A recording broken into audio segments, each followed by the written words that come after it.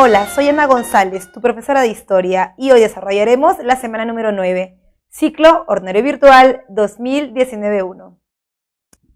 Bien, vamos a comenzar con uno de los temas ancla. En realidad no es un tema de historia del Perú, pero vamos a tomarlo. ¿Por qué? Tenemos que ver cómo es que está constituido, cuál es el contexto que tenemos en este momento de la conquista del Perú, pero en España, ¿no es cierto? En España vamos a encontrar que estamos frente a un periodo de expansión. Recuerda que después de la caída de Constantinopla a mano de los turcos, ¿no es cierto? Vamos a encontrar que se empiezan a buscar nuevas rutas de comercio para poder traer los productos que venían de la China, de la India, ¿no es cierto? Y en ese contexto es que aparece Cristóbal Colón, como lo hemos visto en la semana pasada, lo vimos en la semana número 8, que Colón comienza esta búsqueda, ¿no es cierto?, de esas rutas comerciales que finalmente lo llevan hasta América, aunque él nunca lo sabe, ¿no?, hasta el momento en que se muere. Entonces, tenemos aquí nuestro mapa con los 4 viajes de Colón, ¿no es cierto? Y el primer viaje es el de 1492, en donde él arriba a las Antillas, pero vamos a ponernos un poquito en contexto y vamos a revisar cuáles son las características que tenemos, ¿no? Primero tenemos dos potencias. Una es Portugal y la otra es España. ¿Muy bien? Perfecto.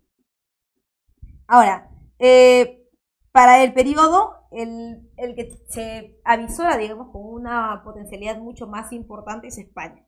España tiene esta idea de colonizar y luego utilizar la colonia a través de un sistema económico llamado monopolio comercial. Bien, entonces Colón sale de Puerto de Palos Noguer en su primer viaje, ayudado por la corona española, ya que recuerda que él es genovés. Génova pertenece a los territorios dominados por Portugal. Él ha pedido ayuda a Portugal, no se la han brindado, y por eso es que él ha ido a la recientemente organizada corona española, que es la unión de dos reinos pequeños, Castilla y Aragón, y bueno, se le ha dado la ayuda del caso y ahora está en esta travesía, ¿no es cierto?, de la llegada a las nuevas tierras que él considera las Indias Occidentales. Bien, en el primer viaje, recuerda, llega hasta las Antillas, Guaraní o El Salvador, que es la primera isla que él toca después de varios meses. En realidad, se dice inclusive en el medio que había una relación un poquito moderna, ¿no?, entre Colón y la reina, ¿no? Se suponía que había una relación que está en las cartas, ¿ah?, de Colón y la reina, en donde tenían una relación personal, un affair, ¿no? Ella lo había apoyado, ya que Fernando no se encontraba en ese momento en el Reino de España, y le había dado pues las joyitas de la corona. Él había aprovechado también, lo vimos la semana pasada también, había aprovechado los inventos de la edad moderna, había aprovechado los elementos sobre todo náuticos, y ahí tenías las carabelas, los portulanos, los diferentes tipos de armas, etcétera, ¿no es cierto? Entonces él viene con la pinta de la Niña de Santa María, sale de Puerto de Palos Noguer, primera vez llega a las Antillas o Guaraní, sigue su travesía, aunque él ya no quería seguir la travesía, él quería regresar, pero a la insistencia de la reina Isabel, él llega al segundo punto, se cartean, inclusive en una de las cartas ella le pide, ¿no?, que por favor no desista de su sueño, que si él la había convencido a ella estando en España, entonces que ella estaba convencida también de que el viaje era un éxito, además que se iban a expandir los territorios no solamente de la corona española, sino también del poder de la Iglesia Católica, porque tú recuerda que en la conformación de los estados modernos, ¿no es cierto?, la Iglesia Católica, si bien es cierto, está por debajo del poder del rey, ¿no es cierto?, la Iglesia Católica va a ir de la mano, va a justificar la llegada de a los nuevos territorios de la corona española, y se va a crear la idea esta de la evangelización y la justificación por la cristiandad. Entonces, la reina Isabel quiere expandir sus dominios territoriales, y por supuesto la Iglesia Católica también apoya en relación a que ellos consideran que van a tener un nuevo espacio en donde cristianizar.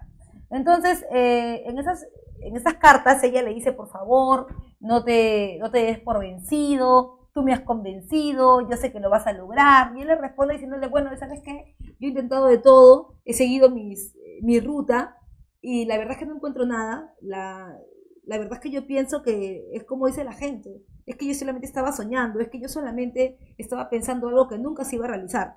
Entonces ella le dice, y es una frase que realmente se queda calada en la retina de cada quien que lo lee, ella le dice, Cristóbal, por favor, debes entender que las cosas no llegan tan rápido. Es más, que no hay fruta que no madure, ni historia que no se cuente. Entonces ella lo que le está queriendo decir es que solamente hay que darle un poco de tiempo al tiempo, y el tiempo es más, le va a dar la razón a ella, porque en el segundo viaje de 1493, Colón va a llegar va a fundar la primera ciudad española, que es la Isabela, y él después de mucho tiempo, ella le manda esa carta, él se queda como que entrepensando, ¿no? Y pasan muchos meses hasta que él llega a la Española, a la Isabela, disculpa, a la Isabela, y él le manda una carta, después de que uno piensa que ya se ha olvidado de ella, que en realidad no pasa nada, ¿no?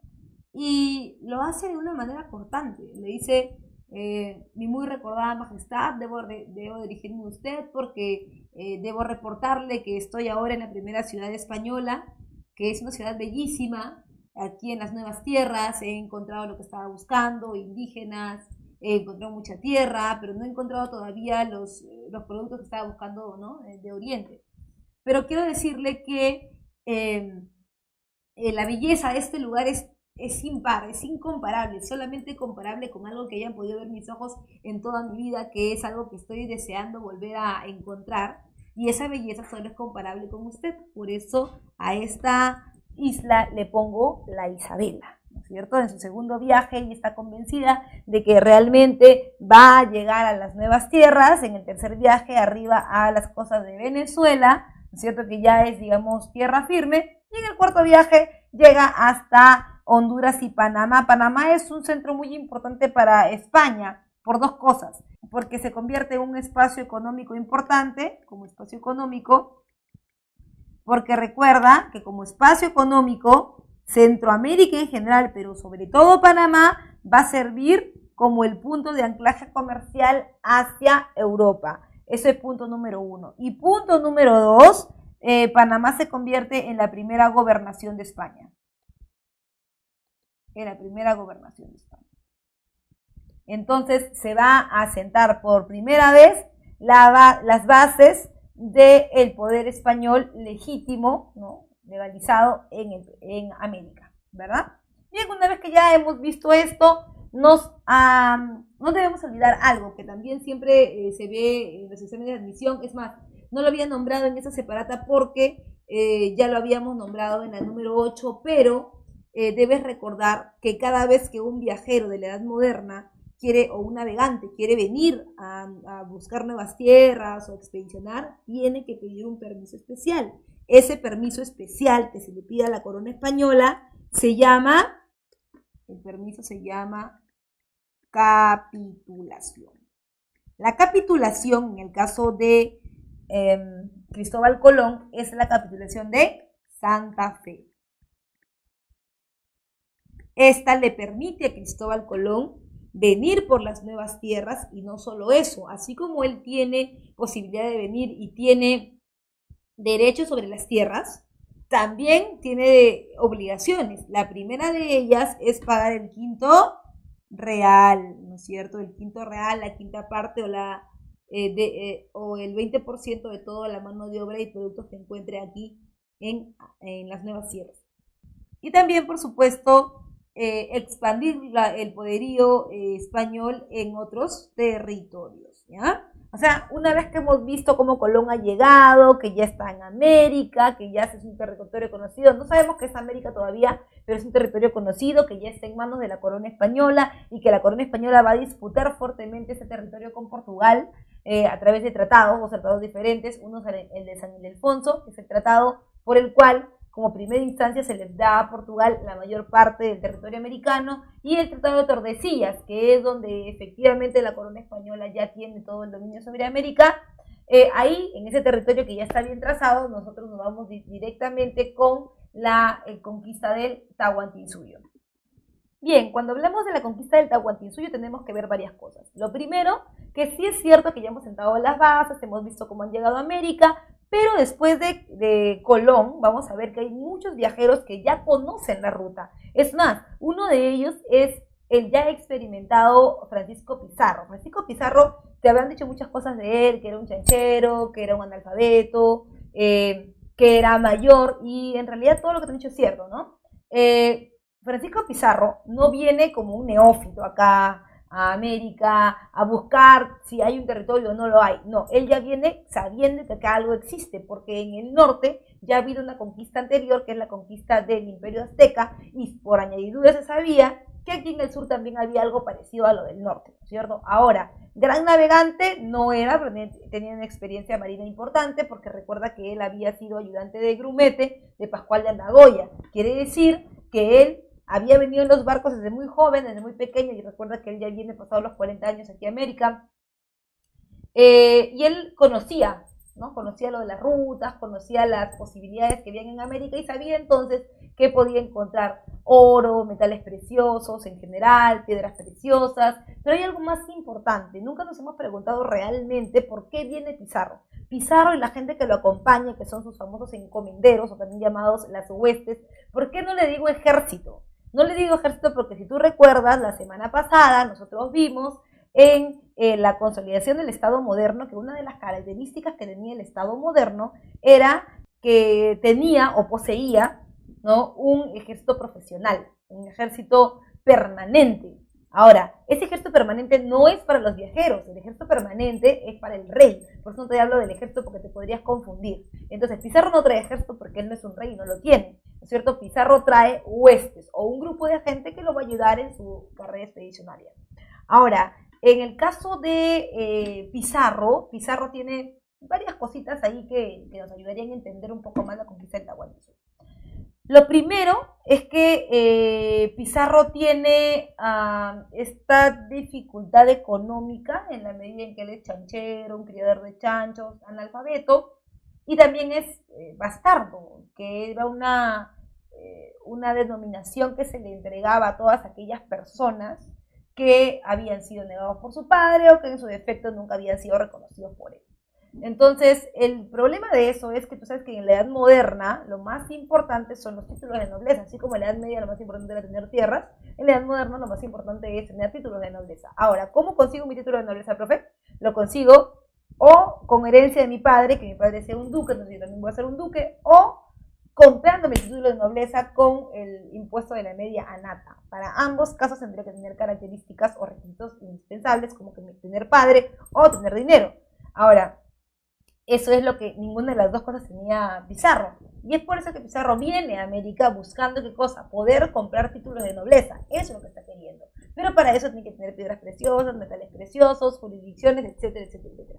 Porque es importante, él no tiene en realidad ningún título. El que sí viene con título, pero es un título lo más bajo que existe, es Diego de Almagro. Él viene con el título de Hidalgo, y el que lo acompaña también es el cura Luque. Y tú me preguntarás, profesora, pero nunca entendí por qué un cura estaba metido en esto. Bueno, porque en realidad la expedición de la conquista del Tahuantinsuyo que hace Pizarro no tenía un permiso. Desde el principio, esa solamente era una empresa de levante. Eso quería decir que ellos no venían con un permiso expreso de la corona española. Ellos no son como Colón, que Colón sí fue, le pidió permiso a la reina, eso no existía. Entonces, pero profesora, ¿por qué? Porque lo que ellos estaban buscando era quedarse con todo. Tú recuerdas que lo único que Colón podía tener eran ciertos beneficios, pero que tenía que entregarle a la corona española prácticamente mantenerla. Así que Pizarro no quería eso. Es por eso que él, imaginando que esto iba a ser muy fácil, viene sin nada. En el primer viaje, Pizarro tiene una mala experiencia, ¿no? El primer viaje de él con sus huestes, llegan al pueblo quemado, en el pueblo quemado le quitan un ojo a Almagro, los indios son rebeldes, él no había reparado en eso, ¿no? No sabía en realidad si lo iban a recibir muy bien, bueno, lo recibieron recontra mal, ¿no? A Almagro le quitan un ojo, a Almagro cuando se da cuenta de esto, quema el pueblo, lo destruye, se van a un segundo viaje, a un segundo tramo, y en ese segundo viaje ya la gente le decía, ¿sabes qué, Pizarro? Ya estoy harto, ya no quiero, en realidad, ¿sabes qué? Mejor me regreso a España, y es más, él no estaba tratando con cualquier tipo de personas. Las personas que se había encontrado Pizarro era gente, primero, que no tenía títulos de nobleza, y segundo, que era gente de no tan buena referencia, ¿no? Normalmente eran ex convictos, gente que había estado delinquiendo y que quería tener una vida mejor. Entonces Pizarro en ese segundo viaje está prácticamente amenazado por la gente. ¿Sabes qué? Me quiero regresar. Como sea, mándame un barquito y me voy. Pero el problema era que él ya había invertido en este viaje. Es más, que se había traído consigo al cura Luque. El cura Luque era el que había financiado ese viaje de expedición, ¿no es cierto? Si vamos al mapa, te vas a dar cuenta que el segundo viaje, que es este de acá, en el primero ya hemos visto, ¿no es cierto? Que fue un fracaso porque, bueno, los indios eran rebeldes. En el segundo viaje, ¿no es cierto? Pizarro empieza con los problemas que te comentaba, que la gente se quiere regresar y como que se le aparece el santo y encuentran una balsa con indios tallanes, 5 indios tallanes. Francisquillo, Jodecillo, Fernandillo, Martinillo y Juanillo. Los 5 indígenas están cerca de ellos, se bajan de la balsa, ¿no? Y Pizarro se da cuenta que está muy, muy súper cerca del objetivo que estaba buscando. ¿Por qué? Primero porque es una balsa que pareciera no es tan fuerte como para que aguantara muchos días en alta mar, ¿no? Eso quiere decir que están cerca del objetivo. Y punto número 2, que estaban frente a una sociedad que parecía más o menos desarrollada, ¿no? En la medida en que tenían elementos o productos hilados, máscaras de oro, algunos elementos suntuosos, ¿no? Entonces quiere decir que es una sociedad que está altamente desarrollada. ¿Por qué? Porque hay un trabajo especializado, tanto en el tema del hilado como en el tema de la orfebrería. Entonces, en el segundo viaje se aparece el santo, aparece la balsa de los indios tallanes, y Pizarro dijo, es mi oportunidad, no hacemos nada aquí sin dinero, hay que ir a pedirle a la reina el dinero, ¿no? Y el permiso para venir a Américas, pero para eso hay que llevarle las pruebas de que estamos cerca, y es por eso que él agarra una canasta, se lleva todo, ¿no es cierto? Y se va rumbo a España. Hay algunos que le dicen, por favor, no, llévanos contigo, no nos queremos quedar. Él no hace caso a nadie y le mandan un mensaje a la reina dentro de un ovillo de lana y le dicen, su majestad, miradlo bien por entero, que ya se va el recogedor, y aquí se carga el carnicero. Esa es la idea de la gente desesperada que quiere regresar a España, pero que Pizarro no los deja y que los deja en manos de Almagro, que en realidad es, bueno, sanguinario, es decir, poco, ¿no? Entonces él se va con un objetivo. El objetivo es firmar la capitulación de Toledo, ¿no es cierto? Capitulación, tú ya sabes, es permiso. Este permiso o esta autorización incluiría varias cosas. Lo primero que incluye, ¿no? Es que se da el permiso, como te lo había comentado, y lo segundo es que se crean gobernaciones. Cuando Pizarro va, se entrevista con Carlos, le dicen, mire rey, yo no he querido hacer las cosas mal, yo me arrepiento, y le empieza a contar su historia, ¿no? Entonces, bueno, le dicen, si ya tanto has sufrido, entonces vamos a darte lo que tú quieres. ¿Qué cosa pedía Pizarro cuando llegó? Pizarro pedía títulos de nobleza y se los dieron. Alguacil mayor, capitán del Mar del Sur, adelantado, ¿no? Y es más, se crean nuevas jurisdicciones en América. En el mapa aparecen no como dentro del Virreinato del Perú, pero sí aparecen como espacios delimitados las famosas gobernaciones, entre ellas la gobernación de Nueva Toledo y la gobernación de Nueva Castilla. Nueva Castilla implicaba desde el norte del Tahuantinsuyo, o sea, lo que ahora sería el Ecuador, casi Colombia, hasta el sur, incluyendo la zona del Cusco. Entonces, esa era Nueva Castilla y le tocaba a Pizarro. Y Nueva Toledo era la que le tocaba a Almagro, según la capitulación de Toledo. El único problema de esto es la división, cómo se hizo la división del terreno, ¿no? A Pizarro pues le tocaba todo lo mejor, le tocaba el Cusco, que era lo que todo el mundo quería, le tocaba partes del territorio de la actual Lima, el norte, y pues a Almagro le tocaba casi nada, ¿no? Ahora, mientras Pizarro está en España, vámonos vía microondas rapidito hasta América, y ahí aparece el tercer viaje. El tercer viaje de los conquistadores es un viaje de reconocimiento del territorio del Tahuantinsuyo, ¿no es cierto? Ahí nos damos cuenta ya que está la entrevista con Atahualpa, y en la entrevista con Atahualpa está la captura del Inca, y por supuesto también la ruptura con las etnias incas, entre ellas, ¿no? Por ejemplo, cuando los españoles llegaron, obviamente no estaba Pizarro, llegan los españoles, llega Juan de Rada, ¿no? Juan Pizarro y Hernando de Soto. Entonces, lo primero que hacen es darse cuenta del contexto en el que se encuentran.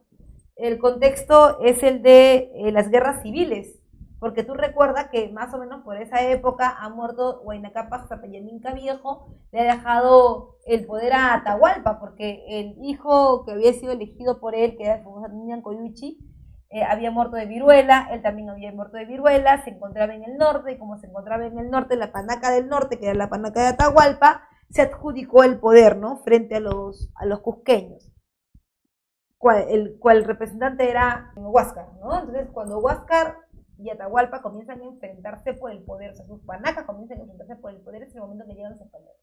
Y los españoles ven todo, ¿no? Ven cuando están peleando las etnias, ven también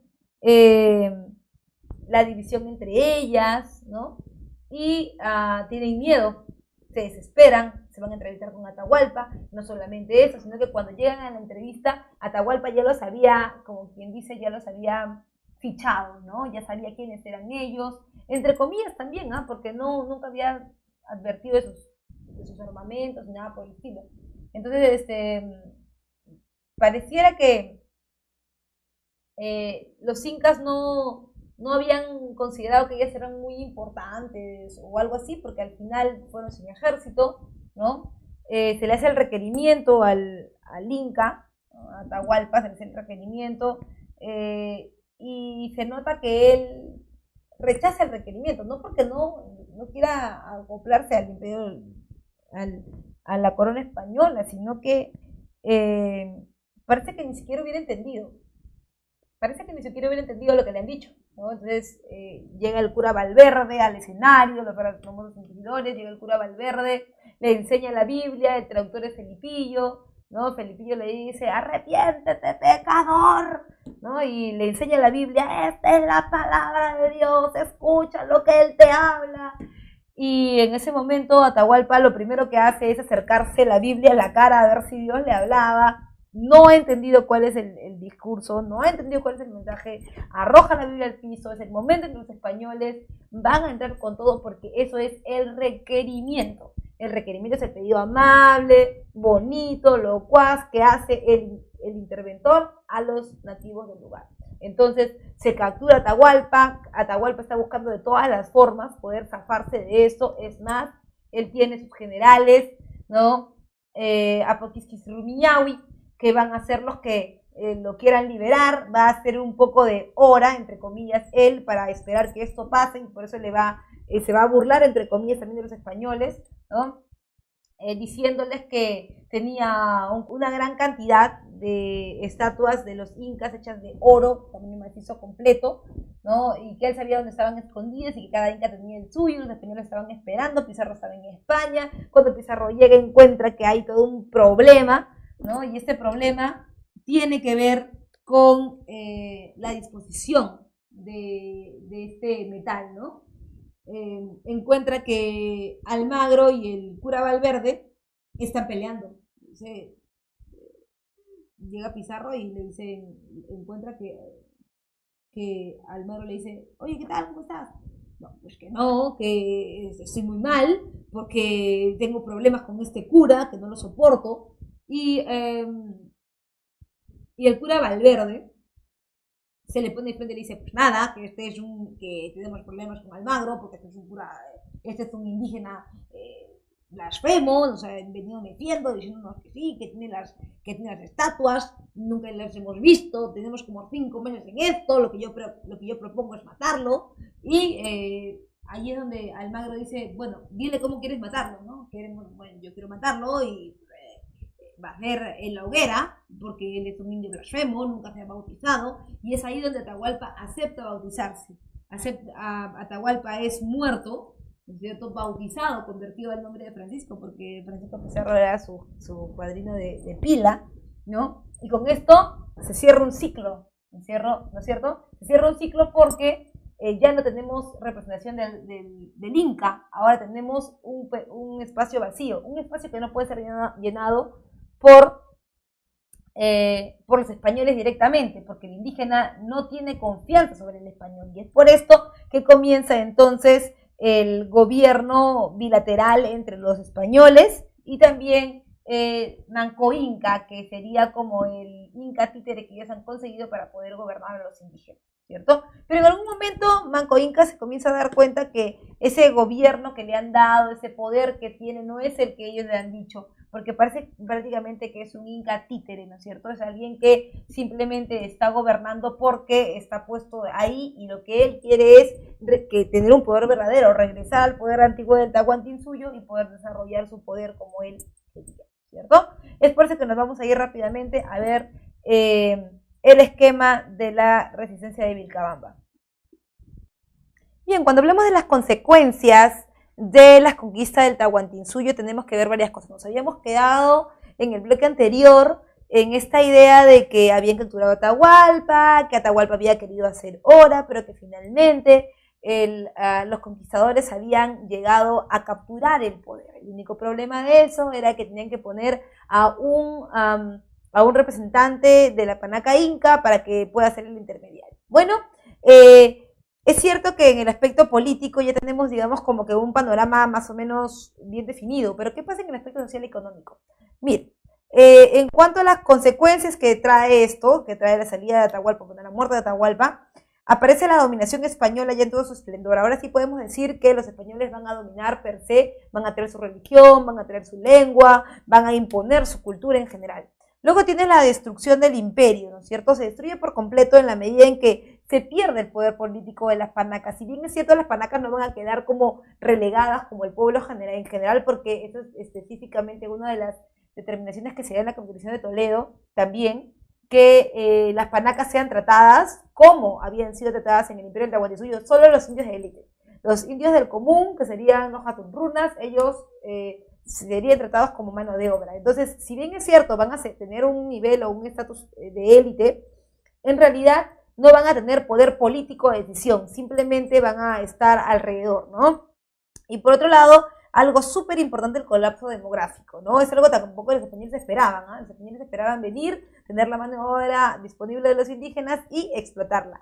Si bien es cierto, se pudo hacer eso en un segundo momento, en el primer momento hay un problema, porque creo también nos acordamos un poquito de la semana pasada y vamos a ver que la intervención de una cultura diferente sobre un pueblo que no ha tenido relación con ella en anterioridad o con anterioridad va a causar ciertos problemas. El primer problema que vamos a ver es que este choque de las culturas, este choque de los pueblos va a crear también una sensibilidad a las enfermedades, sobre todo enfermedades que no son conocidas como el caso de la gripe, o el caso de la viruela, o el caso del sarampión, que va a matar, va a diezmar a una gran cantidad de población indígena durante ese primer periodo. Esa población indígena, que no solamente por las mitas o trabajos forzados va a morir, sino que también y sobre todo por las enfermedades, va a crear un hueco profundo en la economía. ¿Por qué? Porque en el caso español, ellos están basando su ganancia no solamente en sacar la materia prima y enviarla a España, sino que sobre todo en esa mano de obra que es la encargada de sacar la materia prima en las minas, en los obrajes, en diferentes lugares.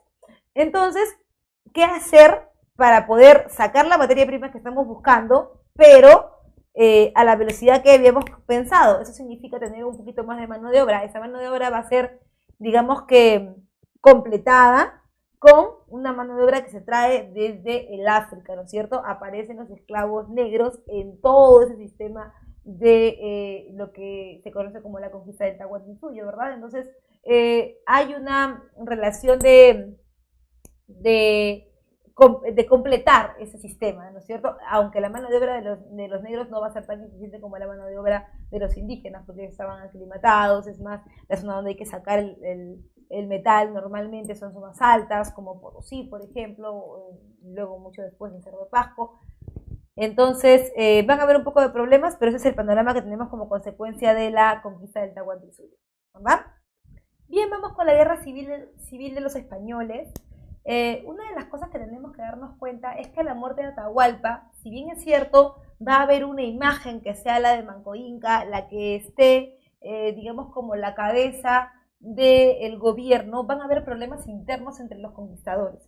El primer conquistador que vamos a descartar de esta pelea es al cura Luque, porque recuerda que cuando hubo todo este problema de que Pizarro se fue a España por la capitulación de Toledo para que le den el apoyo, después de que ya habían venido, entonces Luque desapareció, porque él había venido no solo sin permiso de la corona, sino también había venido sin permiso del Papa, y eso era otro problema más grande que lo podía sacar de la Iglesia Católica, y es por eso que él se fue. Ahora tú me preguntarás, profe, quedó siempre una incógnita, ¿qué pasó con Luque? O sea, ¿por qué Luque estaba ahí? Bueno, Luque era el que ponía la plata, ¿no es cierto? Pero él tenía dinero, profe. No, en realidad él era amigo de Pedro Arias Dávila, Pedrarias, que era el gobernador de Panamá en ese momento, y que estaba financiando el viaje de Pizarro. Pero cuando no alcanzó el dinero, Pizarro se tuvo que ir a España. Cuando Pizarro se va a España, ¿no es cierto?, sale volando Luque, porque entonces todo se va a descubrir, y por eso llega el cura Valverde al Perú. Ahora, dicho esto, ¿no es cierto?, ya no tenemos a Luque, tenemos solamente a Almagro y a Pizarro. Todo muy bien hasta que Almagro comienza a preguntar qué ha pasado y ahora cómo queda dividido el Perú, porque después de la capitulación de Toledo hay una nueva división del Extahuantinsuyo. Entonces aparece la guerra de los conquistadores. Cuando hablamos de la guerra de conquistadores nos referimos a la guerra entre los pizarristas y los almagristas.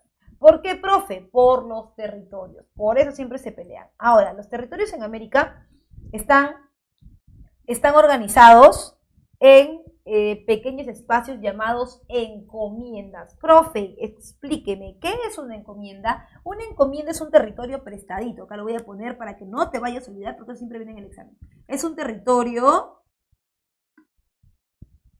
prestado. Eso quiere decir que el territorio no es de la gente que vino con Pizarro. Es básicamente de la corona española. Ese territorio que es de la corona española te lo han dado en una gracia, te lo han dado como una recompensa por haber venido a ese territorio, pero en realidad solamente te lo han dado por un momento, te lo han encomendado. ¿Cuáles son las características que tiene una encomienda? Primero, que es un espacio de tierra, ¿no es cierto?, fértil, en la cual puedes encontrar inclusive muchos recursos naturales, incluidos los metales. Es un espacio de tierra con indios adentro, ¿no es cierto?, que ellos van a ser explotados por ti, encomendero, y su mano de obra te va a servir para la producción. Y luego el objetivo, claro, que viene desde la corona española, es que tú tengas que evangelizar. Esa palabra, por favor, métetela bien en la cabeza porque es la justificación. Los españoles, cuando han llegado al Perú, bueno, al nuevo Perú, que en ese momento era el Tahuantinsuyo, nunca dijeron que venían por oro, ni por plata, ni porque querían hacerte la vida imposible. Ellos dijeron que venían al Perú por evangelizar o cristianizar. ¿Qué significa evangelizar? Significa civilizar a la gente, porque estamos en un periodo en donde la justificación está de la mano de la Iglesia Católica. Entonces, cuando vienen los conquistadores pues te meten la idea de que sí, de que no hemos venido como un cura, porque tú eres una de las 12 tribus de Israel que has perdido el camino, Dios nos ha enviado a nosotros para que tú recobres la fe y la. Entonces, eso hace que la encomienda se convierta en una especie de justificación de la anexión del territorio, ¿cierto? Y bueno, la idea es que los evangelicen, los bauticen, que los indígenas se conviertan a cristianos. Esa encomienda, o sea, digamos que todo el territorio del Tahuantinsuyo está partido en encomiendas. Bueno, ¿cómo es que se distribuye el territorio del ahora Virreinato del Perú? El virreinato es todo el territorio, ¿no es cierto? Es todo el territorio, que está dividido en gobernaciones, ¿no es cierto? La gobernación de Nueva Castilla y la gobernación pequeñita de Nueva Toledo, ¿ya? Ahora, esas gobernaciones están compuestas por pequeños lotes llamados encomiendas. Esas encomiendas, ¿no es cierto?, le pertenecen en conjunto a una persona diferente que va a evangelizar a los indígenas. El único problema de eso es que la encomienda, el conjunto de encomiendas que dan la gobernación de Nueva Castilla, que es enorme, esa le toca a Pizarro. O sea, a Pizarro le toca desde el norte del Tahuantinsuyo hasta el Cusco incluyendo. Y a Almagro, no le toca nada. A Almagro le toca de todo lo que ahora es Chile, y encima solamente la costa. Entonces, Almagro, contrariado, ¿no? Le pregunta a Pizarro, ya que tú has regresado de España y que ya ahora nos vamos a repartir el territorio, ¿qué es lo que me toca? Le dice. Según la capitulación de Toledo, a ti te toca Nueva Toledo. Y él le dice, por favor, Francisco, o sea, toma conciencia, no me puedes decir esto, yo que lo he dado todo por la expedición, por favor, yo he dado mi vida, mi familia, mi tiempo, mi disposición. Si la corona española se enteraba que yo venía contigo, mi título de hidalgo se iba a perder. Es más, yo he dado hasta mi propio ojo por esta expedición, por favor. Mira, Almagro, si tú quieres, anda, quéjate con el rey, papá. Porque en realidad yo no tengo la culpa de yo haber tenido la suerte de tener Nueva Castilla. Yo no te estoy pidiendo eso, Francisco. Lo único que quiero es que por favor reconozcas que yo también he sido parte de esta conquista. Y que aunque sea me des el Cusco. Ay, por favor, aunque sea el Cusco, no te pases, pues, Diego. En realidad yo no te voy a dar el Cusco porque en el Cusco está todo lo que yo quiero. Está el oro, los metales preciosos, las piedras preciosas, están los templos. Así que no te voy a dar nada. Confórmate con que tienes Nueva Toledo. Para no pelear, Almagro decide tomar Nueva Toledo, que está al sur del virreinato. Entonces él le dice, mira, ¿sabes qué? Yo no te ofrezco que me vaya a quedar con ese territorio porque la verdad es que yo ni siquiera sé qué hay ahí abajo. Si es que ahí abajo no hay nada, yo regreso y te quito el territorio de Nueva Castilla. Bueno, lo que quieras, porque ahora yo soy gobernador de Nueva Castilla, soy adelantado, soy capitán del Mar del Sur, y en realidad tú no eres nadie para mí. Bueno, Almagro se va, se encuentra en su territorio con puros indios que son realmente rebeldes, porque son Colo Colo y Capaulicán, que son unos indios araucanos, que son la base indígena del pueblo chileno, que son agresivos, que no quieren entrar en conversaciones con nadie, casi le vuelan el otro ojo, tiene que regresar. Cuando regresa a Lima se encuentra que los pizarristas están en pie de guerra. Ellos saben que Almagro va a regresar, así que Almagro tampoco está solo. Si bien es cierto, Pizarro y Almagro siempre han aparecido como personajes independientes, los encomenderos, o sea, las huestes que venían con ellos, tienen sus preferencias. Algunos son amigos de Pizarro, otros son amigos de Almagro.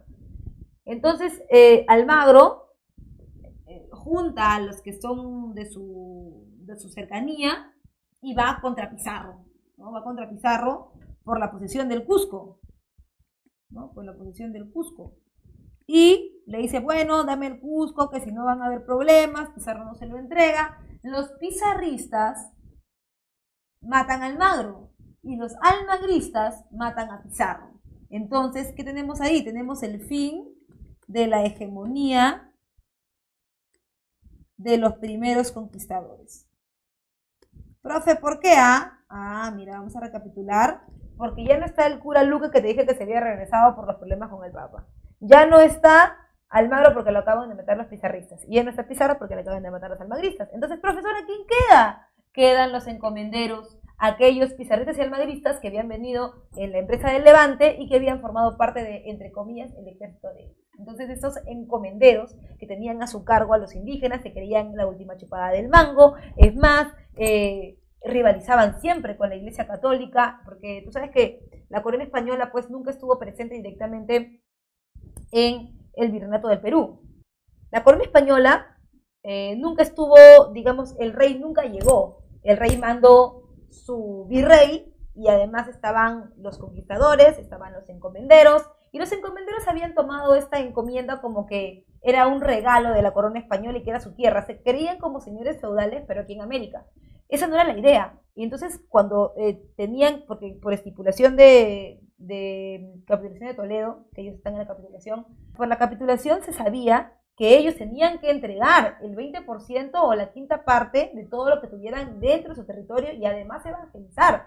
Pero a ellos no les importaba. Cuando los enviados de la corona, que eran las órdenes religiosas, tocaban a la puerta de los encomenderos, ellos le decían que en realidad no tenían nada, o escondían a los indios, o escondían al ganado, o daban unas cifras que no eran las correctas, entonces que siempre tenían que pagar menos. O sea, por ejemplo, si tenían 100 indios, decían solamente que tenían 10, y de esos 10 sacaban el 20%, y eso entregaban a la corona. La corona se da cuenta que poco a poco están enviando las supuestas ganancias, pero que casi no son nada. ¿Y cómo no van a hacer nada si los reportes de los curas dicen otra cosa? Los reportes de los curas dicen que hay, por ejemplo, 1000 bautizados, pero solamente hay 100 que tributan.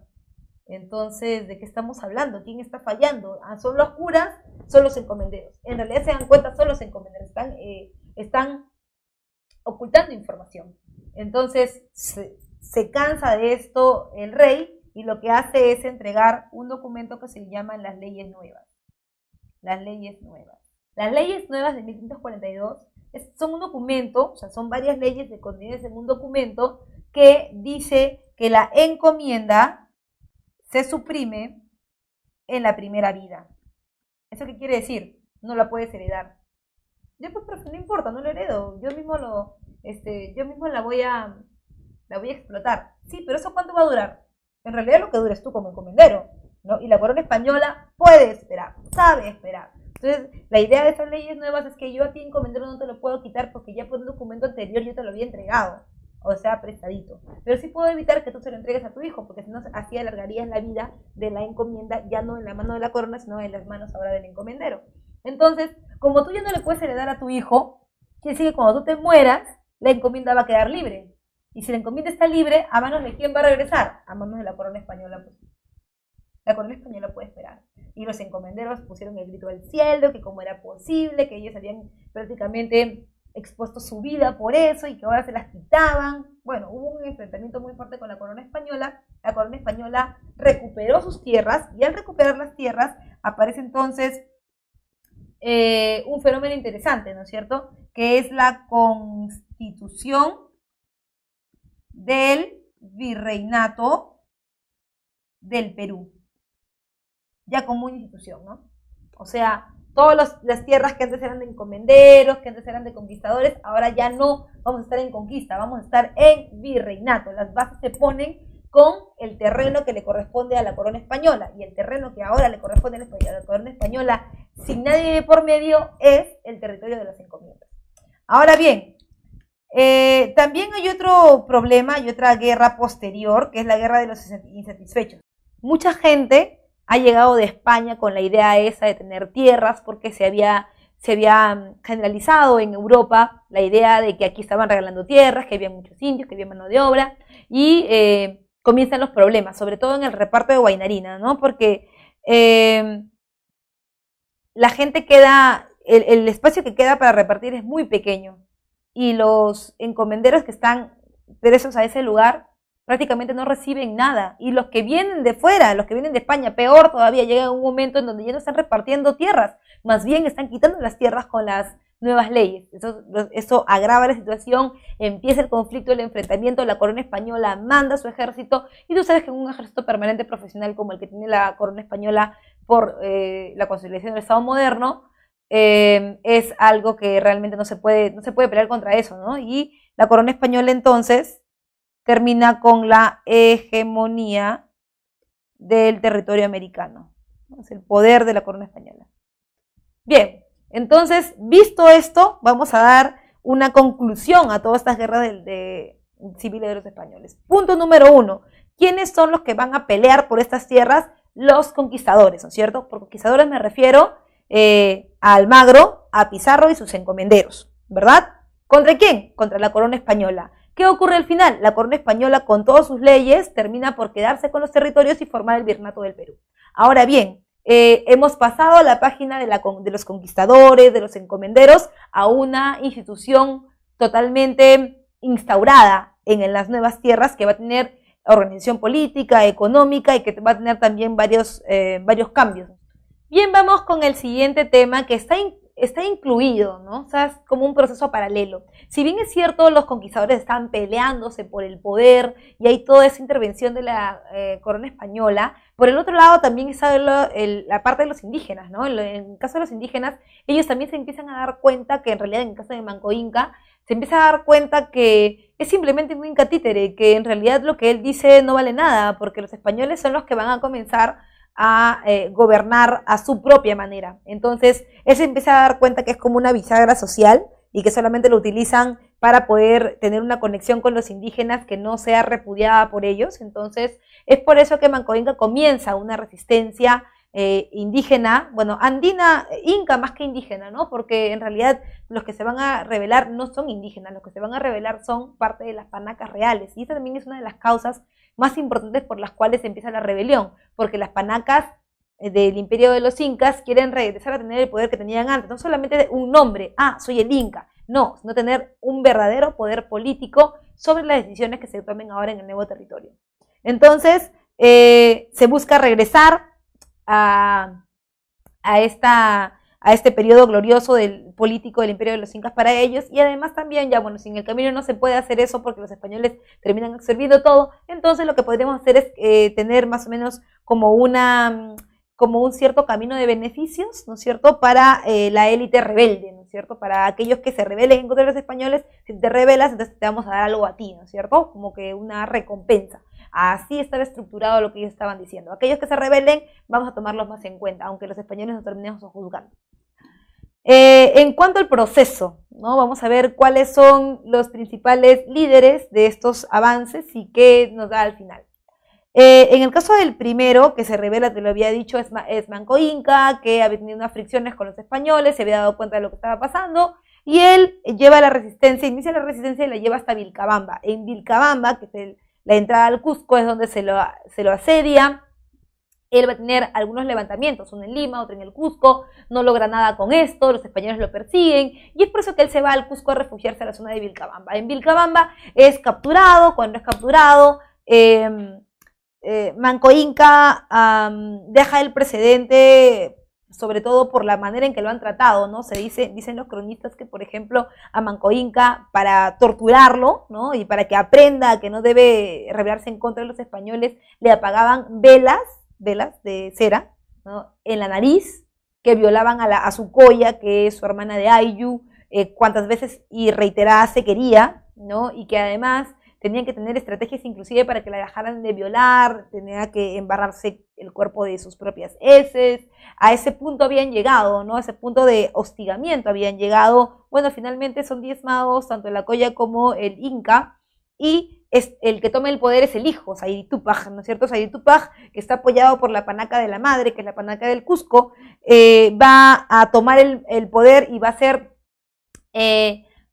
persuadido por la corona española para salir de la rebelión. Él, en efecto, lo hace, ¿no? Sale de la rebelión, deja el asedio de Vilcabamba y recibe una encomienda, que es la encomienda de Yucay, ¿no es cierto? Y por ello, por recibir la encomienda de Yucay, se somete al poder del rey. Cuando la panaca del Cusco se da cuenta de que él está haciendo esas cosas, entonces lo saca de la representación y pone a su primo, que es Titu Cusi Yupanqui. Titu Cusi Yupanqui entra con toda la buena onda de querer volver a la rebelión de Vilcabamba. El único problema es que también es asediado por los beneficios de los españoles, y finalmente firma la paz de Acobamba con el virrey Andrés Hurtado de Mendoza, ¿no es cierto? Andrés Hurtado de Mendoza le ofrece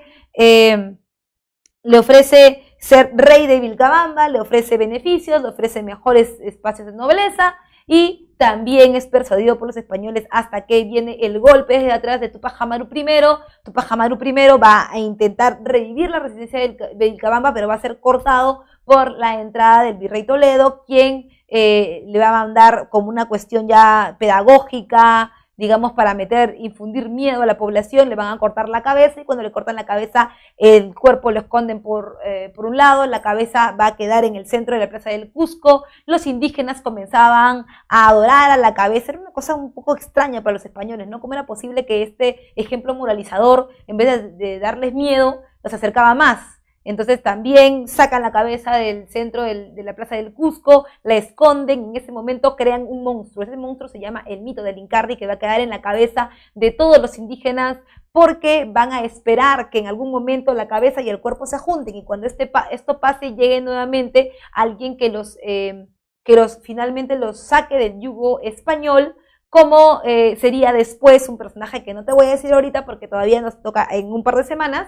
¿ya? Pero ellos están esperando ese personaje que los va a liberar del yugo de los españoles. Entonces se crea así el mito del Incarri, que en algún momento la cabeza y el cuerpo se juntarán. Y cuando esto ocurra, entonces los españoles a su casa, ¿no es cierto? Una vez que hemos visto esto, hemos visto al virrey Toledo, hemos visto que ha acabado con la resistencia de Tupac Amaru I, porque el virrey Toledo no solamente mata a Tupac Amaru I, sino que esa muerte de Tupac Amaru I está envuelta en algo más importante, más fuerte, que es básicamente la nueva constitución del Virreinato del Perú. Cuando el virrey Toledo llega al Perú, hay una nueva composición, hay una nueva distribución, ¿no es cierto? Él va a traer sus famosas reformas toledanas. Entonces, en medio de esto es que termina la resistencia inca, ¿no es cierto?, con varias cosas que ver. Primero, el sometimiento de la élite incaica, o sea que ya nunca más se van a volver a rebelar porque ya se terminó la panaca. Punto número 2, la aparición del taquionco. Y el taquionco es este movimiento que se conoce como la enfermedad de la fiesta o el baile, en donde los indígenas se niegan a absorber por completo la cultura y religión, sobre todo de los españoles. Entonces ellos quieren mantener sus huacas, quieren regresar a ellas, este regreso a las huacas, con el regreso a los dioses y por supuesto sus cultos, es lo que entonces vamos a ver, ¿no es cierto? Obviamente sacándole la vuelta a la Iglesia Católica, porque la Iglesia Católica odiaba que los indígenas hicieran eso, y por supuesto también la implicación de la extirpación de idolatrías, ¿no? Extirpación de idolatrías, que es una modalidad de adoctrinamiento, de evangelización solamente para indígenas. La extirpación de idolatrías estaba justificada bajo la base de que los indígenas todavía seguían siendo paganos, todavía seguían siendo politeístas, y que eso no podía ser porque eso era de una sociedad atrasada y que ellos deberían enseñarles cuál era la civilización, o sea, la evangelización. Entonces, los curas van a ir detrás de aquellos indígenas que estén reacios a recibir la religión católica, y solamente a ellos les van a enseñar cómo es que deben ahora comportarse, en qué cosa deben creer. Profesora, ¿y por qué solamente a ellos? Porque es la institución que se le ha encargado a ellos. Hay instituciones para otro grupo social y étnico, como por ejemplo para los blancos españoles, tiene Santa Inquisición. Para ellos es extirpación de idolatrías. Profe, para los negros no hay nada, porque según Bartolomé de las Casas, los negros no tienen alma, y recuerda que esas instituciones no buscan golpear, flagelar el cuerpo, sino buscan cambiar, transformar las almas. Y si el negro no tiene alma, entonces ¿qué vamos a transformar? ¿Ya? Entonces, hemos visto la resistencia inca, hemos visto la guerra de los conquistadores. Ahora, después de este bloque, nos vamos ahora sí a la disposición del nuevo virreinato del Perú con las reformas toledanas. Habíamos visto en el bloque anterior que la resistencia indígena, inca, y que la guerra de los conquistadores habían dejado un panorama un poco más visible, ¿no? En el sentido de que ahora ya se había eliminado todo aquello que no pertenecía directamente a la corona española, y que ahora la corona iba a tomar en las manos su territorio, ¿no es cierto? Y lo iba a administrar ella misma. Entonces ahí aparece el gobierno colonial. ¿Cuándo aparece el concepto colonial? Cuando tú ya eres instaurado, ya estás instaurado como una parte de la metrópoli que es España. Ahí eres una colonia, básicamente es un concepto económico, ¿no? Entonces, cuando hablamos del gobierno colonial, hablamos del virrey Toledo, y que el virrey Toledo va a reorganizar este espacio, ¿no es cierto? El nuevo orden implicaba instituciones de tipo política, económica, social, cultural, ¿no es cierto? Y buscaba básicamente la centralización del poder sobre la colonia. Eso quiere decir que buscaba una mejor administración de esta colonia, ¿no es cierto?, para que todo funcionara de manera adecuada sin que el rey estuviera en esos territorios. Entonces, las reformas toledanas básicamente eran estos cambios institucionales que se iban a traer ahora a América. En cuanto a los objetivos, buscaba reorganizar el virreinato del Perú. Esto quiere decir que con todas las tierras de los encomenderos y con la nueva definición de los indios, entonces vamos a buscar cuál es la mejor ubicación, cuál es la mejor forma de sacarle provecho a todos estos recursos. También estaba el incremento de la producción de Potosí. Tú sabes que la mina de Potosí es el principal dotador de elementos y recursos del virreinato del Perú, porque éramos básicamente mineros. Es más, la mita que vamos a hacer en el virreinato del Perú, los indígenas, es el principal recurso, la mano de obra del indígena, lo que se saca de la mina de Potosí.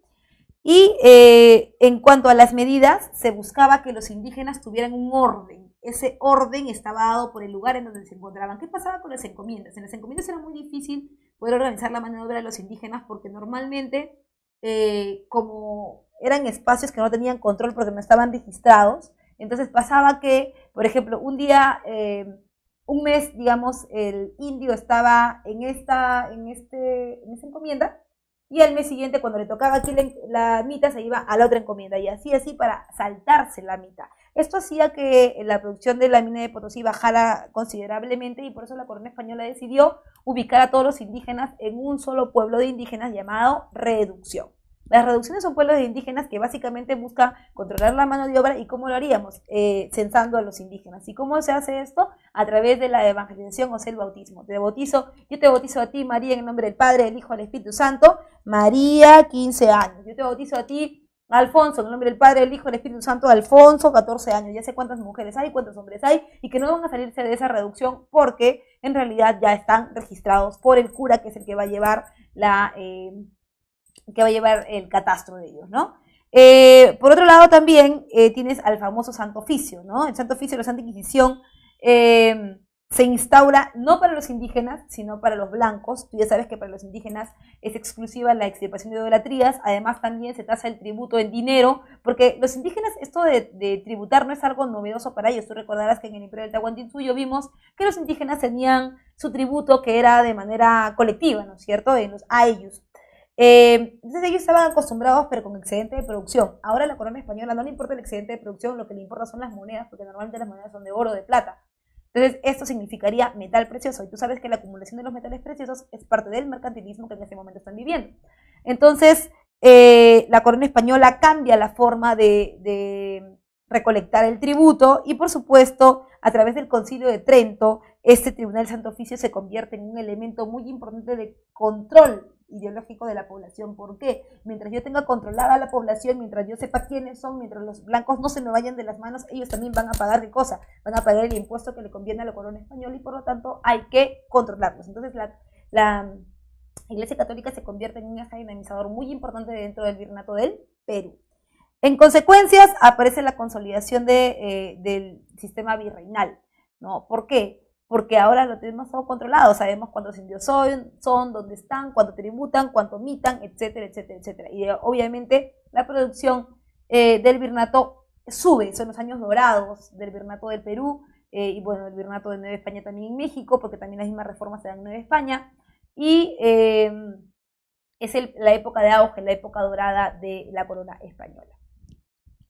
Bien, siguiendo con el bloque anterior, vamos a ver cuáles son las instituciones que se forman después de las reformas toledanas y cómo es que va a ser organizado el virreinato del Perú. Bien, tenemos por ejemplo la organización judicial, ¿no?, en España y América. ¿Cuál es el ente judicial más importante en España, o también llamado la metrópoli? Es el Real Supremo Consejo de Indias, ¿no es cierto? Profe, ¿qué hace el Consejo de Indias? Pues da las leyes para los virreinatos, ¿no es cierto? Ellos son la máxima autoridad judicial y de justicia dentro de todo el espectro del virreinato. Aquí en América también hay una institución parecida, pero solamente es local, ¿no es cierto? Solamente para el virreinato del Perú, llamada Real Audiencia. Es la última instancia judicial que tienes tú para interponer un juicio, para interponer una queja, y solamente es para blancos, ¿no es cierto? Los indígenas no van a Real Audiencia. Muchas veces pueden ir los indígenas, pero solamente los que son nobles, los que son del pueblo, no.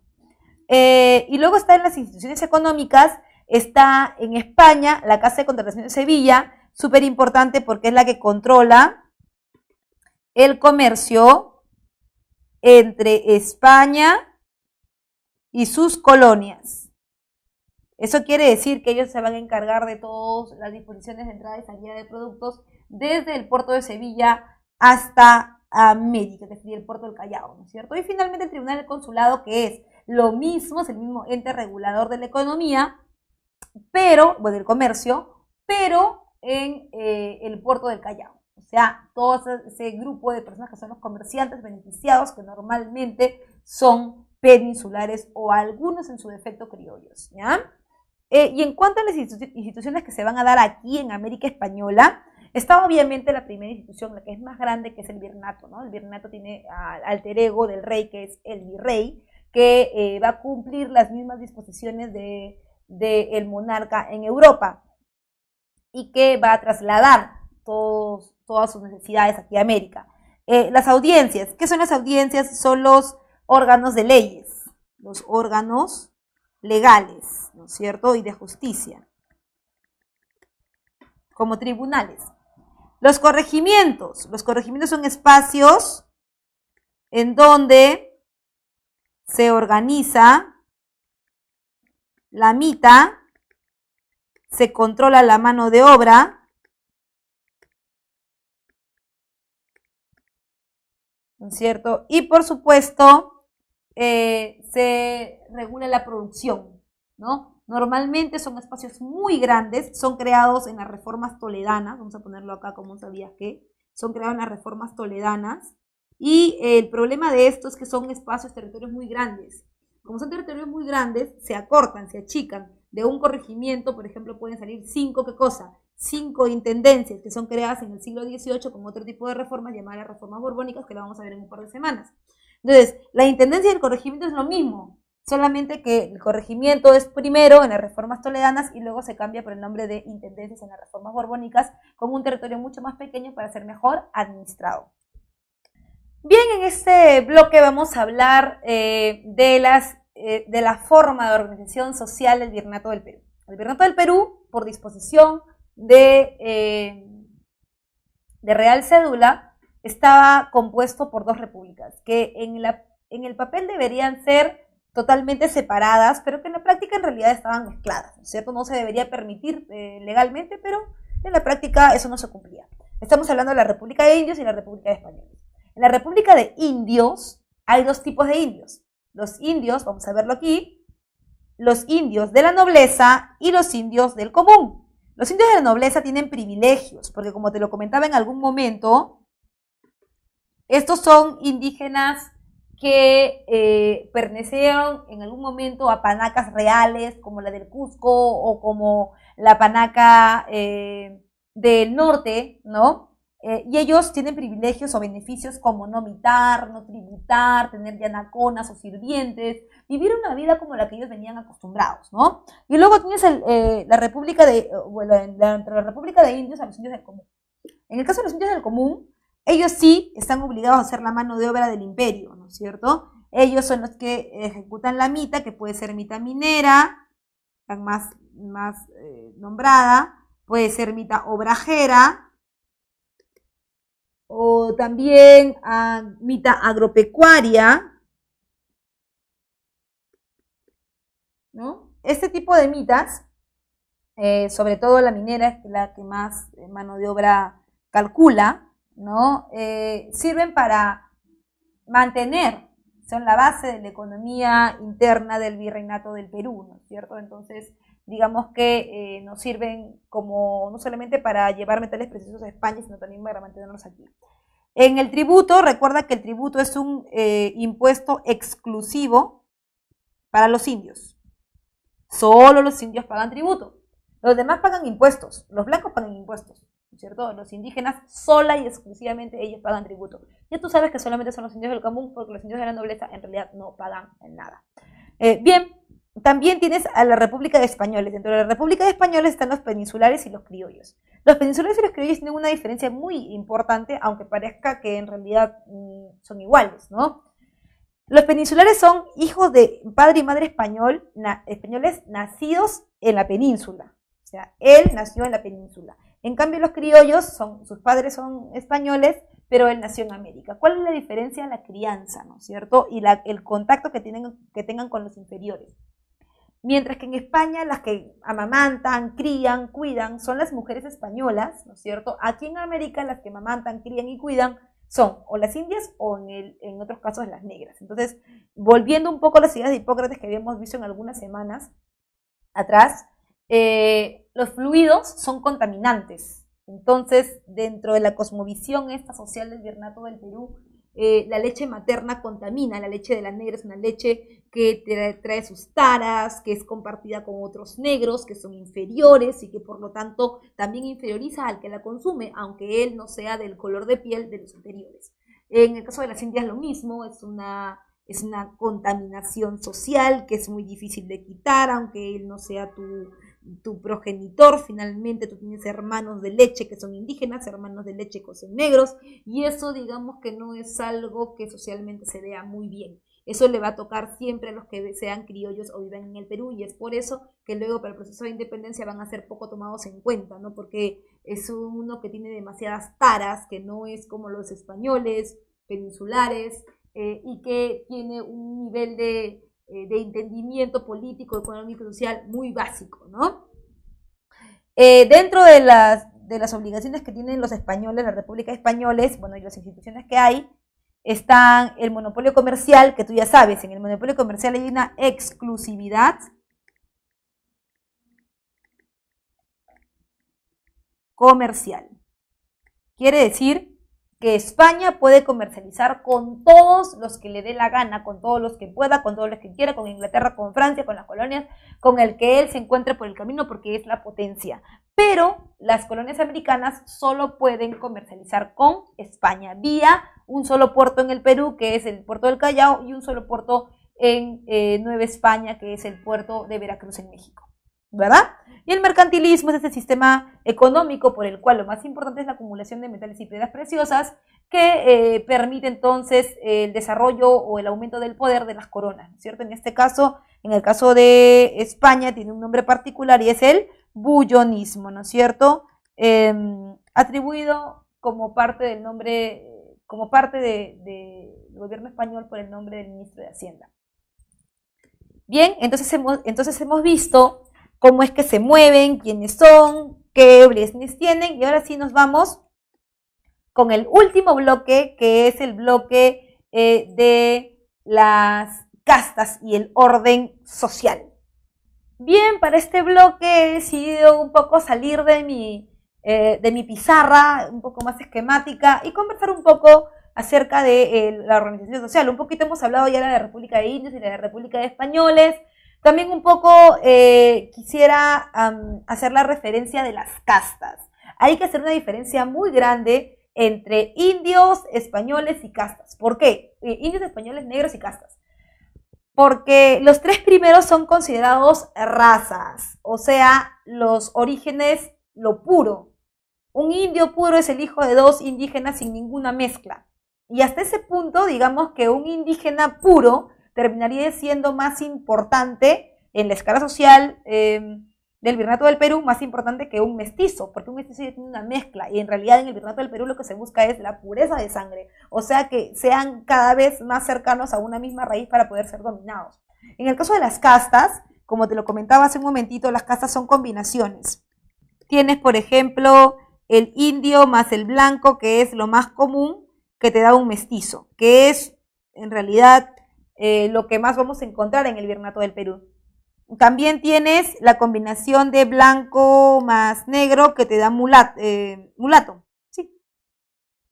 Ese también es un poco controversial, ¿no? Porque se hablaba siempre de la intervención de las negras como agente sexual dentro del Virreinato del Perú, que había que aplacar, ¿no? Esa sexualidad que se les afloraba, y que por eso los mulatos estaban por todos lados en el Virreinato del Perú. Uno de ellos, por ejemplo, uno conocido es Fray Martín de Porres. Y finalmente la combinación prohibida, que es la del negro más el indígena, que te da algo así como esto, o sea, un sambo. ¿Por qué es prohibido ser sambo? Básicamente porque vas a juntar a los dos grupos étnicos más bajos en escala social. Entonces vas a combinar las taras de uno con las taras del otro. Y eso va a ocasionar que en vez de ascender, que te limpies la sangre o que te blanquees, vas a comenzar a bajar, ¿no es cierto? Y eso es lo que no se quiere en el Virreinato del Perú, porque siempre se busca el ascenso social a partir de la combinación o a partir del desarrollo de la raza. Bien, entonces eso es en cuanto a las castas, ¿no es cierto? Y también muchos me preguntan sobre los esclavos negros, de los que no he tratado mucho en esa separata. Y bueno, en el caso de los negros, tú ya sabes que ellos no son la base económica del Virreinato del Perú. La base económica es la mano de obra indígena, que se organizaba en las mitas, pero que mucho del trabajo doméstico va a ser acarreado por los negros, ¿no? Que habían sido traídos, como tú ya lo sabes, cuando hubo baja demográfica, de la mano de obra de los indígenas. En los negros hay que darse cuenta que no son la última rueda del coche. Los negros son inclusive tienen una mejor escala que los indígenas, porque para que tú tengas un negro de tu propiedad, tienes que haberlo comprado. Estos vienen en los barcos negreros cruzando el Atlántico, capturados en el África, y tienen un precio que inclusive puede llegar más arriba que el de un caballo. Entonces, si tú tienes muchos negros, quiere decir que eres una persona con mucho dinero, una persona muy prestigiosa, y también eso te va a dar aumento en tu escala social. ¿Cuántos negros tienes? Va a hacer que dependas entonces de una escala social más alta. En el caso de los negros, pueden ser negros y marrones, se lo voy a anotar acá, espérame un momentito, negros y marrones, o sea, aquellos que se fugan. Están también los negros sementales, que son para reproducción. Están también los negros bozales, que son aquellos que hablan varias lenguas, muy peligroso. Cada vez que compres negros no puedes juntarlos, si son del mismo lugar. O sea, lo ideal sería comprar negros que no sean del mismo lugar, que no hablen la misma lengua para que no se junten entre ellos y luego se quieran rebelar, ¿no es cierto? Estos son los que hablan más de una lengua. Visto esto, entonces, vamos a ver cómo se configura la sociedad limeña virreinal limeña vamos a decirle porque no estamos hablando mucho de Arequipa ni de Trujillo, que son las ciudades importantes, pero vamos a hablar de la sociedad virreinal limeña, entonces, cómo se está configurando, ¿no? Tienes un buen grupo de indígenas que son la mano de obra de la mitad, tienes otro buen grupo de mestizos, tienes otro buen grupo de negros, tienes otro buen grupo de criollos y españoles peninsulares. Entonces, el grueso de la población indígena, la mayor cantidad de mano de obra de las doméstica, negros, y el resto que ocupan los cargos públicos son entre los criollos y los peninsulares. Bien, para finalizar y como último punto, vamos a hablar en este bloque acerca de la educación en el Virreinato del Perú. Hay que darle varias características a la educación. Lo primero que hay que decir es que la educación en el Virreinato del Perú es básicamente memorística y escolástica. Eso quiere decir que yo no estoy pensando como Iglesia Católica en que los voy a educar, porque la Iglesia Católica les educa, no voy a educarlos para que ellos piensen, voy a educarlos simplemente para que ellos obedezcan tanto a los blancos como a los indígenas, ¿no? A los negros no los educamos, pero a estos dos grupos sí, ¿no? A los indios no creas que porque son indios no estudian, porque son indios reciben educación, pero solamente los indios de la nobleza, ya tú sabes que tienen beneficios. Ellos estudian en los colegios de príncipes, como el Colegio San Francisco de Borja del Cusco, ¿no es cierto?, en donde estudian los caciques. Ahí estudió, por ejemplo, Tupac Amaru II, José Gabriel Condorcanqui. También están los colegios mayores, los colegios menores, y menores también para los peninsulares, ¿no es cierto?, y para los criollos en cierta medida también.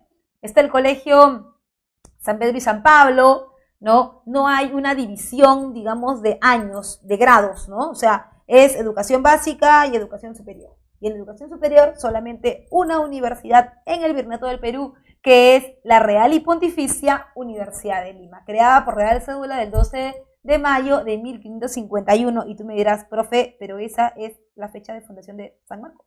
Sí, es la misma universidad, solamente que San Marcos no nació con ese nombre. San Marcos nació como Real y Pontificia Universidad de Lima, que estaba adjudicada a los jesuitas y que fue promovida por Fray Tomás de San Martín, que si me ayudan con la imagen, tal vez te pueda dejar una imagen por aquí, de cómo se ve nuestra plaza central en la universidad con el símbolo de nuestro fundador, ¿no es cierto? Estábamos adjudicados a la Iglesia Católica, básicamente hemos tenido varios locales, no voy a pensar tampoco que en el Virreinato del Perú nuestro local era la Casona de San Marcos, ni mucho menos, no, eso no es en la República. Nuestro primer local estuvo en lo que ahora es el Museo de la Inquisición, y nuestro segundo local, aunque no lo creas, estuvo en donde ahora es la Plaza Bolívar, que tú conoces como la Plaza del Congreso de la República. Es más, el terreno del Congreso de la República, ese local, se lo cedimos a lo que ahora es el Congreso para que en la República hiciera uso con fines políticos y de crecimiento para el Estado. No sé si se cumplió, creo que no, pero esa era la finalidad, ¿no? Por otro lado, también hay que recalcar que la educación no es solamente masculina. Las mujeres no reciben una educación formal.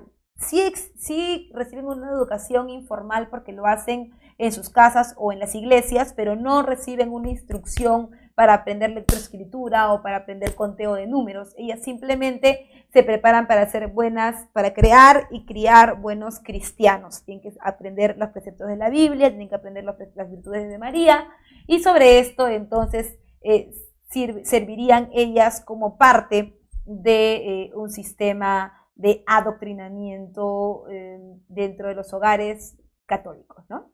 Bien, una vez que hemos terminado la teoría, nos vamos rápidamente con las preguntas. Pregunta número 1 dice: de manera no intencional, la viruela fue traída durante el proceso de conquista y colonización de América. Esta epidemia provocó una gran baja demográfica por ser una enfermedad desconocida en las nuevas tierras. Duró varios milenios y solo se erradicó del mundo hace relativamente pocos años. El texto presentado es parte de la obra del médico Pelayo Correa y con ella podemos afirmar por ejemplo, que en realidad la viruela fue un factor en el proceso de la conquista, ¿no? En relación a que la llegada de esta enfermedad diezmó grandemente a la población. Como le habíamos dicho en las primeras partes de nuestra separata, los indígenas no estaban preparados para esto porque nunca habían recibido la enfermedad, no tenían contacto con ella. Es más, hay que recordar que Huayna Cápac Zapallán Inca Viejo y su hijo Nancoyuchi habían perecido frente a la enfermedad. Entonces, la gran cantidad de mano de obra que fue perdida, como te había dicho también, fue completada con la mano de obra negra, esclava, y permitió la aceleración de la conquista del Tahuantinsuyo, porque tú recuerdas que los conquistadores tuvieron que hacer pocos esfuerzos para poder hacer que la población indígena se rindiera de manera fácil. Pregunta número 2 dice: en el siglo XVI el virrey Toledo ejecutó una serie de medidas denominadas reformas toledanas, la cual tuvo como uno de sus objetivos principales. Bien, uno de los objetivos de la reforma del virrey Toledo era reorganizar el virreinato del Perú, pero con la finalidad de tener una mejor administración del virreinato, y esto incluía una mejor recaudación del tributo indígena, ¿no es cierto? ¿Por qué? Porque vamos a cambiar la recaudación del tributo en excedente de producción, lo vamos a cambiar por monedas. Entonces, eso es lo que quería la corona española y se logra, por eso tu clave, en la letra C, la recaudación del tributo indígena. Pregunta número 3 dice: la composición social del virreinato dependía de factores como la raza, el linaje y la ocupación. En razón a ello, dentro de la República de Indios, los llamados indios de cédula eran aquellos que, mientras que en la República de Españoles los chapetones eran quienes. Bien, ese es un concepto que tengo que aclararte, ¿no es cierto? Porque cuando hablamos de los indios del común y los indios de la nobleza, le dimos simplemente esa denominación, ¿no es cierto? Pero hay otras formas de llamarlos. Tú sabes que la composición virreinal fue tipo tripartita, notalmente marcada. Tripartita te digo porque eran indios, españoles o blancos y negros, ¿no es cierto? Pero marcadamente hay una buena realización en cuanto a las repúblicas de indios y de españoles, ¿cierto? Ahora, en el caso de la República de Indios, estaban diferenciados, como te lo decía, en indios de la nobleza, caciques o miembros de las panacas reales, que mantenían el estatus también llamados indios de cédula. Y los indios del común, que eran estos, que eran la mano de obra, que normalmente deben pertenecer a las etnias y que ahora también seguían trabajando así. Entonces, estos indios de cédula eran aquellos que formaban parte de que provenían de las panacas reales, ¿no es cierto? Que eran estos indígenas que en algún momento habían sido parte de la élite. Mientras que en la República de Españoles, los chapetones eran quienes habían sido hijos de españoles nacidos en la península, ¿no es cierto? Que tenían todo el desarrollo, toda la crianza venía desde España. Por eso tu clave es la letra A. Pregunta número 4 dice: en relación a la educación del virreinato del Perú, la enseñanza formalizada, así como la educación masculina, tenían entre sus características. Bien, tú sabes que en general la educación del virreinato del Perú estaba solamente para los hombres, como tú ya te lo he dicho, la formalizada, y era básicamente de características escolásticas, ¿no? De características escolásticas que proponía al memorismo como una estrategia de aprendizaje. Tú no tienes por qué pensar en nada, ni tienes por qué racionalizar en nada, simplemente tienes que memorizar para que de esta manera tengas como un bagaje de conocimientos del arte por el arte, ¿no? Sin tener que pensarlo mucho. Por eso es que tu clave es la letra E, el memorismo como estrategia de aprendizaje. Bien, como ves, eso ha sido todo por esta semana. No te olvides que tenemos una cita el próximo viernes en este mismo horario. ¡Chao!